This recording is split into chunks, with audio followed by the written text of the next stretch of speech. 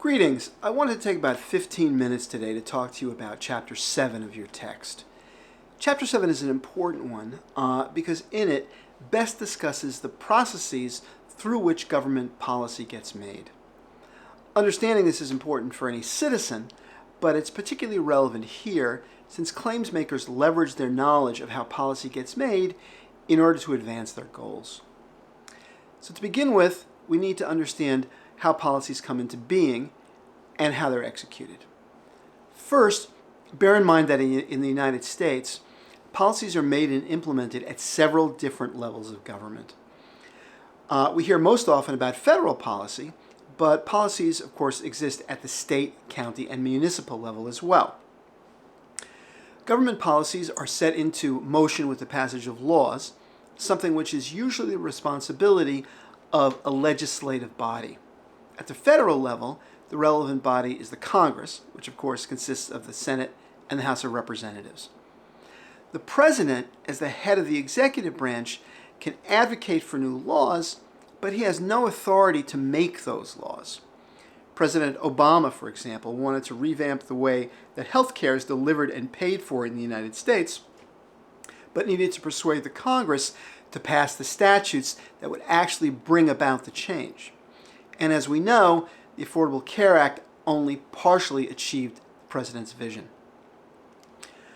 Okay, so while the executive branch of government can't make new laws, it's responsible for implementing the laws that Congress passes. It does this through an alphabet soup of governmental departments, including the Department of Defense, the Department of Agriculture, the Department of Education, etc. Also included here are entities such as the Environmental Protection Agency, that's the EPA, and the Centers for Disease Control and Prevention, the CDC, and NASA, and many others. Okay, now here's the critical part. The nature of the issues addressed in the laws that Congress passes are usually so complex that it's essentially impossible for the legislature to completely specify how new laws will be implemented. The job of the executive branch is to interpret Congress's intentions as defined within the statute, defined within the law, and then to implement those laws based on those interpretations. Best describes how officials at the Department of Health, Education, and Welfare interpreted the Rehabilitation Act of 1973 in such a way that led to a host of changes that made the built environment more accessible to people with disabilities. These changes were in no way specified in this Rehabilitation Act. This represents an extension on the part of Health, Education, and Welfare to move the law forward in a new direction. More recently, the EPA made an effort to classify carbon dioxide, a principal contributor to global warming, as a pollutant in order to regulate it. Now, the Clean Air Act in 1970 says nothing about climate change. But just like Health, Education, and Welfare, EPA sought to expand its reach into new areas. This expansion was challenged in the courts and in fact will be adjudicated by the Supreme Court in its current term. All right, so Congress passes the laws and various administrative agencies then develop policies and regulations through which those laws are implemented. We usually think of a law as a requirement of some kind, something that you have to obey, a rule. But it's important to remember that social problems can also be addressed through funding decisions. For example, in the early 2000s, the Bush administration secured funding from Congress to address family stability by allocating funds to marriage education programs. Now, because the Bush administration had an interest in faith-based programs, much of the money went to programs based within religious institutions. As you can imagine, claims makers based in such institutions were very pleased by this. So far we've spoken mostly about policymaking at the federal level. As I mentioned earlier though, state and local governments follow similar processes. Some types of claims, in fact, can only be lodged at these levels. States, for example, have jurisdiction over laws related to driving. There'd be no point for claims makers who favor the elimination, say, of motorcycle helmet requirements to lobby the federal government, since the federal government has nothing to do with this issue. Likewise, activists opposing a homeless shelter wouldn't get anywhere lodging their claims at the state level, since the siting of such facilities is usually something which is left up to municipal governments. Now, Best makes a really interesting point, though, when he notes that policies are not only the province of the government. All kinds of organizations create policies, and claims makers try to influence those as well. In the 1980s, college students all over the country were active in a movement to end apartheid in South Africa. They held protests, circulated petitions, lobbied university officials, etc., demanding that their institutions divest themselves of any financial interests that they had in South African companies. In other words, they behaved like claims makers. This campus movement and other similar movements eventually led to divestiture and ultimately to the end of apartheid. Now, business enterprises can also be influenced by activist claims makers. McDonald's, for example, ultimately bowed to demands by claims makers to add more healthy options to its menu. Uber was pressured to improve working conditions and pay to its drivers. Okay, so now you understand what policies are and the domains within which they originate. So we can move on now to talk a little bit about how policies are created. First, it's important to understand that social problems are generally not addressed directly by legislators, at least not initially. Instead, they're placed within what Best calls policy domains. A policy domain is that part of the political system that focuses on a particular social issue, such as family policy, environmental policy, etc. Each of these domains includes people who develop expertise on the issues within that domain.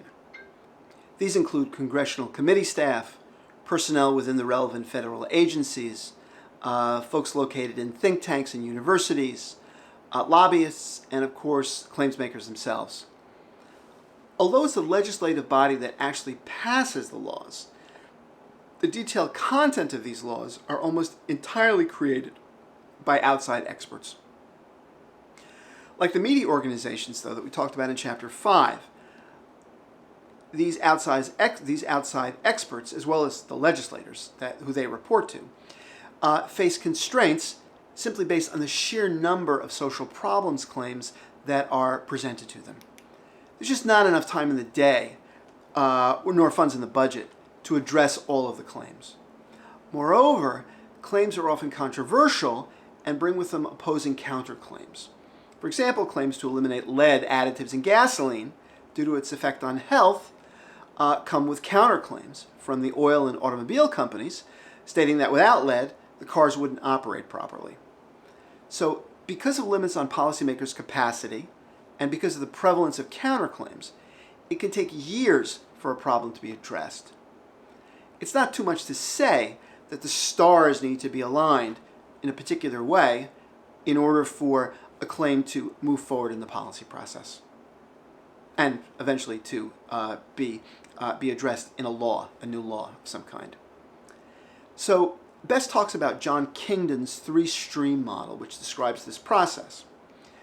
The basic point of the three-stream model is that strategies to address a social problem are only put into place when three things come together.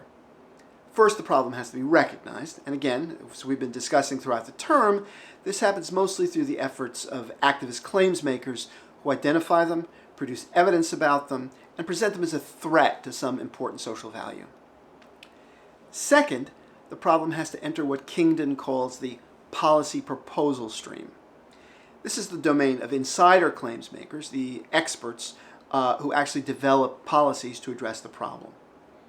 And then finally, social problems enter the political stream.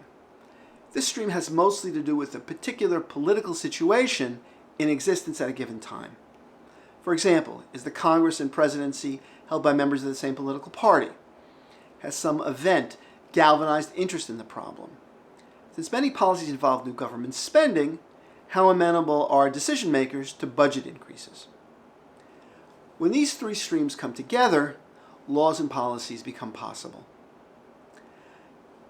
To build support for new laws and policies, legislative committees typically hold public hearings, which may appear to be information gathering, which may appear to have a purpose of gathering new information. Although these are in fact very well orchestrated events designed to bring attention to an issue. In hearings, committee members may listen to testimony from those impacted by the problem, from experts who can present convincing data about the problem, or describe solutions, etc. They may even call upon celebrities who will bring additional media attention to the problem. Committee hearings, of course, are not the only way that legislators have to build support. They give speeches, hold town hall meetings, appear on television programs, etc. One important element that legislators use to sell constituents on solutions to a particular problem is the development of meaningful causal stories. Causal stories are something that Best discusses towards the second half of the chapter.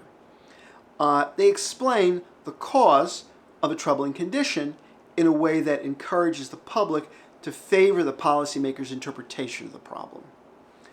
From these stories flow proposed solutions. Here's kind of a wacky example. Congressman Matt Gaetz recently voted against a proposal to lower the price of insulin, which of course is a medicine that diabetics literally cannot live without. The retail price of a 1-month supply of insulin is $1,000. The bill that gets voted against would have lowered the price and set a target price of $35. He explained his vote, in other words, the causal story that he offered for his vote. He explained it by stating that diabetics should just lose weight. For Gaetz, the causal story behind diabetes is obesity. That story ignores, of course, the influence of genetic factors, but it does provide, that causal story does provide a narrative that fits into his vote. What else? Well, in addition to lobbying, in addition to building support from constituencies, in the background, legislators who favor a particular new program or particular solution to a problem, particular new law, will lobby their colleagues in the background to support the new initiative. Such support may involve all sorts of backroom deals, making all kinds of backroom deal making, in which those who favor new legislation offer to support the pet interests of their colleagues. The key point in all of this is that the process of passing a new law is a long one, with few guarantees of success. Moreover, success, when it comes, is often only incremental. Best writes about the way in which hate crime legislation, for example, came into being. It started with an effort to first track the occurrence of such crimes, and it wasn't until years later that the data that was collected led to new sentencing guidelines for hate crimes. Interestingly, the Centers for Disease Control has been explicitly prohibited from any kind of research on gun-related deaths. Why?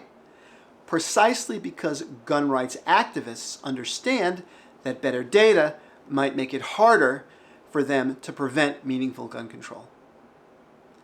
So I hope you can begin to see now how the social problems that you're studying in your blog posts fit into all of this. Your focus thus far has been on the work of activist claims makers, mostly on how they define, position, and try to advance their claims. You haven't yet looked at what eventually happens to social problems claims. This chapter begins that discussion. Some social problems, drunk driving for example, are fairly mature. 50 years ago, starting from the experiences of a small number of people who were impacted by drunk driving, now nearly every state in the Union has significantly toughened their DWI laws and have also raised the drinking age to 21. Groups like Mothers Against Drunk Driving have become so successful that they're now mostly involved in public awareness and support of drunk driving victims. To put it bluntly, there are no new laws to pass. Now, while not quite as successful, the movement to address toxic waste can also point to some significant victories. The Superfund law, which was passed in 1980 and then reauthorized most recently last year, led to major changes in the way that toxic wastes are cleaned up. Regardless of the passage of the law, we're now much more sensitive to the issue of chemical contamination, and companies can no longer just dump their wastes wherever they want. Like Mothers Against Drunk Driving, the issue of toxic pollution emerged based on the work of several local reporters and the activism of a small group of homeowners in upstate New York who were concerned about birth defects. Overall, the overall environmental movement has been somewhat less successful. You need only witness what happened to the Biden administration's Build It Back Better initiative, which included policies to address climate change. Well, as we know, it pretty much died in the Senate. Gun control groups, on the other hand, continue to struggle. Their failure to get new laws passed has led them to turn to the courts, where they won a few victories but lost most. Worse, and kind of paradoxically really, the failures of this movement have emboldened gun right activists who've been successful in passing concealed carry laws, which allow citizens to carry firearms wherever and whenever they please. Even crazier, in my opinion, following the Sandy Hook school shootings, there were even proposals to require teachers to carry guns in order to defend against armed attackers threatening their students. Again, think back to this idea of causal stories. If the cause of a school shooting is the inability of teachers to defend their students against attackers, then arming the teachers makes sense. On the other hand, if the cause of a school shooting is the availability of military-style automatic weapons, then strictly regulating such weapons would be the way to go. I think you may find the material in this chapter useful to understanding the social problems you're studying. I'd like you to think about the victories and defeats experienced by the groups that you're examining, and about the strategies that these groups are deploying to advance their issues. What have they accomplished, and where have they accomplished it? In federal law? In state law? In the courts? In public opinion? Where have they fallen short on their goals, and why? Have they been unable to interest experts who might establish grounds for their claims? Have they been unable to develop compelling warrants? Have they had trouble getting media attention? If they have, why? Do they face effective counterclaims?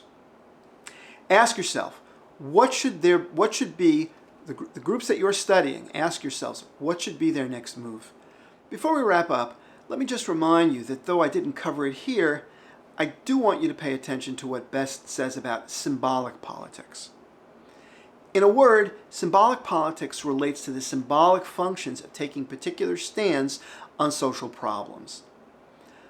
Legislators present their advocacy for particular policy preferences in terms of their instrumental purposes. They claim, in other words, to create policies and pass laws that will solve real-world social problems.